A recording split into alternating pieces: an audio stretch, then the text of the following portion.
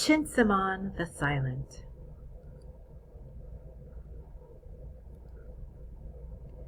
A very long time ago, there lived an armorer named Chinzaemon.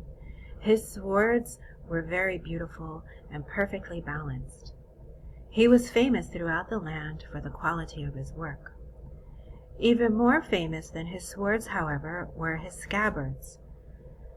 The swords slipped into them so easily and silently that other armorers began to call him Chinzaemon the Silent. A very powerful prince heard about Chinzaemon. The prince summoned the armorer to his court. The prince admired the work of the famous silent armorer. He wanted Chinzaemon to make weapons for his soldiers and guards.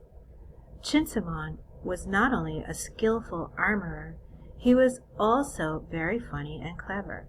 He enjoyed playing practical jokes on people. He had been a very funny child in school. Even while serving his time as an apprentice armorer, he continued to tell jokes and play pranks on people. Few people knew that Chinzaemon was such a funny man. He only shared his jokes with people he trusted. So, when he made the prince laugh and laugh for the whole 3 hours of his visit, Chinzaemon was hired as the prince's new armorer.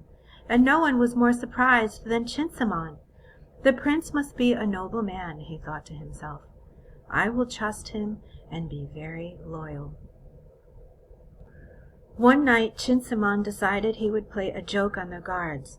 He knew that some of them fell asleep while they were on duty. He thought it would be humorous to catch them sleeping on the job. They would be very embarrassed. So Chinzaemon waited until it was very late in the night, and then quietly left his room. He moved silently through the halls until he was out on the palace grounds. Chinzaemon sneaked out to the gate where 2 guards were sleeping. Using very strong glue made from tree sap, he glued their sandals to the ground. He was very quiet so that he did not disturb them. He then did the same thing to 4 other guards who had fallen asleep.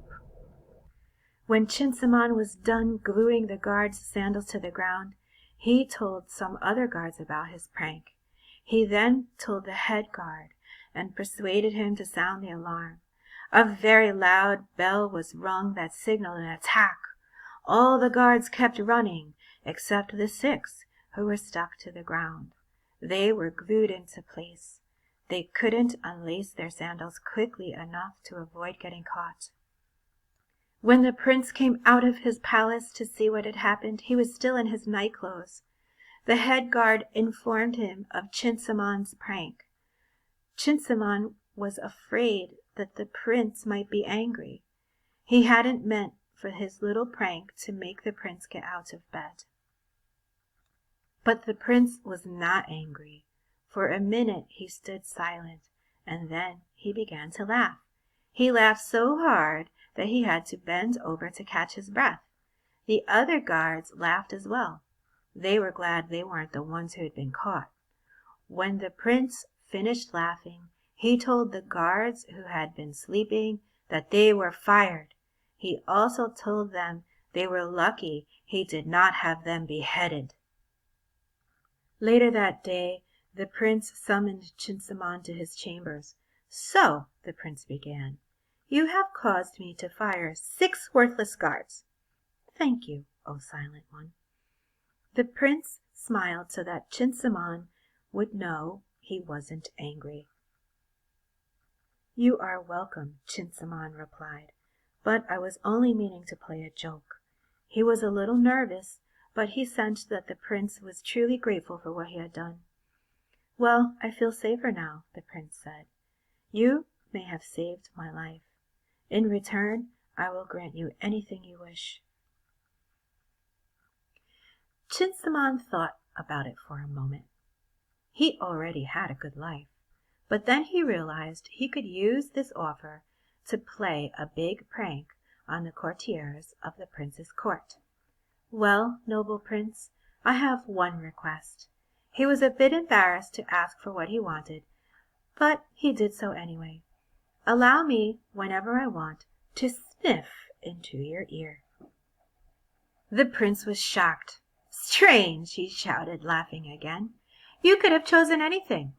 Gold, silver, land. I don't understand your request. But if that is all you request, it is yours. You couldn't have given me anything better, noble prince," said Chinzaemon, smiling. The next week there was a large gathering at the palace. All the prince's ministers came, as did the courtiers, and everyone brought their wives and dressed in their finest clothes. Every month the prince accepted visitors, usually on the full moon. Everyone who came had some request they wanted the prince to grant. This was the tradition in every palace in every land all over the earth. The prince would consider their requests and do his best to satisfy those he felt were worthy. Chinzaemon ran over and sniffed into the prince's ear. When they saw him, the ministers and courtiers all thought he was whispering something about them into the prince's ear. They all were afraid he might whisper something bad about them that would stop the prince from giving them what they wanted. So one after the other, the ministers and the courtiers all began to give Chinzaemon gifts. They thought that if they gave him gifts, Chinzaemon might recommend them to the prince. They didn't know he was just sniffing into the prince's ear. Even their wives would give him gifts before talking to the prince. Chinzaemon just smiled and accepted their offerings. He made them no promises that he would say good things about them to the prince. And so it happened, before anyone dared to speak to the prince, he or she would see Chinzaemon first and give him an amazing gift. Soon the simple armorer was a very rich man. He had piles of money, beautiful gold jewelry, jade statues, and other fine treasures. He had so many things that he didn't know what to do with them all. In truth, he was now as rich as the prince, but he still lived as he always had.